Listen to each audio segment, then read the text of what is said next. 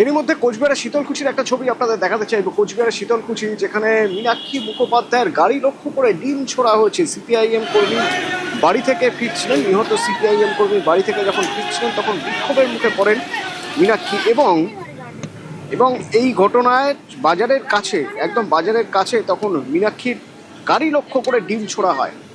রাজেশ আছে আমার সঙ্গে, সরাসরি একবার কথা বলবো। রাজেশ, মানে প্রথম থেকেই কিছু মানুষ তারা তৈরি হয়েছিলেন যে মীনাক্ষী মুখোপাধ্যায় এখানে এলেই তাকে দেখলে ডিম ছোড়া হবে, এরা কারা?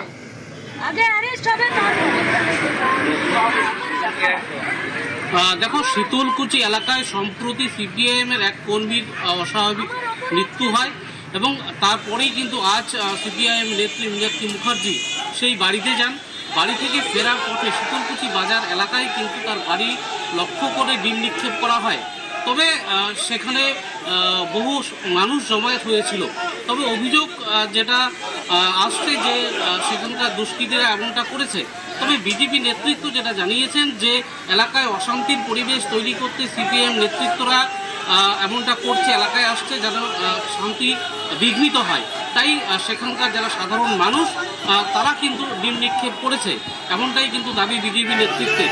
এই ঘটনাকে কেন্দ্র করে কিন্তু ব্যাপক উত্তেজনা ছড়িয়ে পড়ে শীতলকুচি বাজার এলাকায়।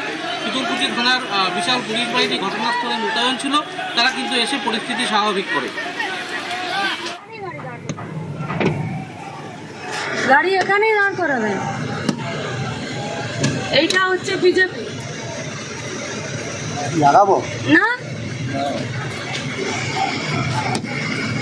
আগে আগে আগে অ্যারেস্ট হবে, তারপরে আমার অপরাধ কি? আমার অপরাধটা কি?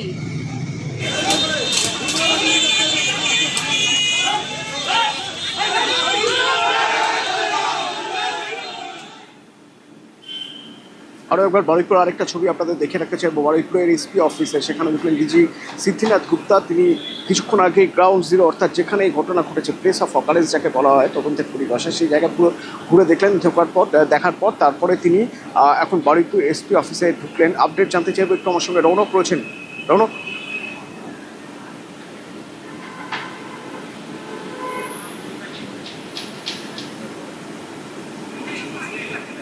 কি আমার কথা শুনতে পাচ্ছেন?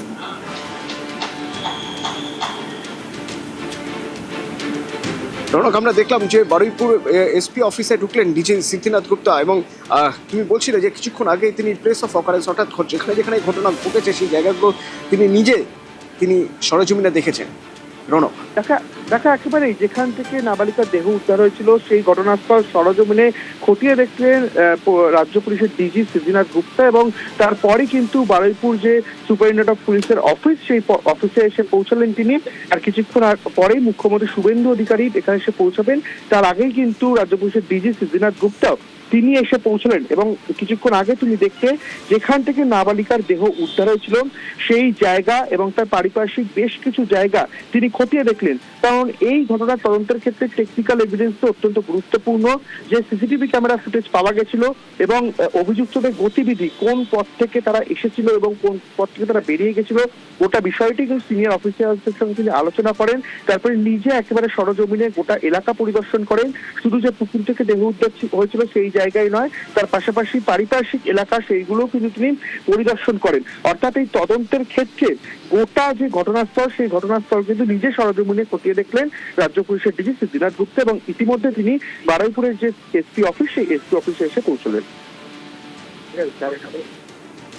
কিছুক্ষণের মধ্যে এই বারুইপুর এসপি অফিসে চলে আসবেন মুখ্যমন্ত্রী শুভেন্দু অধিকারী। তিনি তারপরে কথা বলবেন পরিবারের সঙ্গে, অর্থাৎ নিহত নাবালিকার মা বাবার সঙ্গে। তার আগে আজ মুখ্যমন্ত্রী শুভেন্দু অধিকারী গিয়েছিলেন এসটিএফ অফিসে, এবং সেখানে গিয়ে এই যে সিট গঠন করা হয়েছে স্পেশাল ইনভেস্টিগেটিং টিম, সেই টিমের সঙ্গে কথা বলেন, তদন্তের গতি প্রকৃতিটা জানতে চান, এবং কিছুক্ষণের মধ্যেই এসপি অফিসে চলে আসবেন, যেখানে ইতিমধ্যেই এখন রয়েছেন সেখানে ডিজি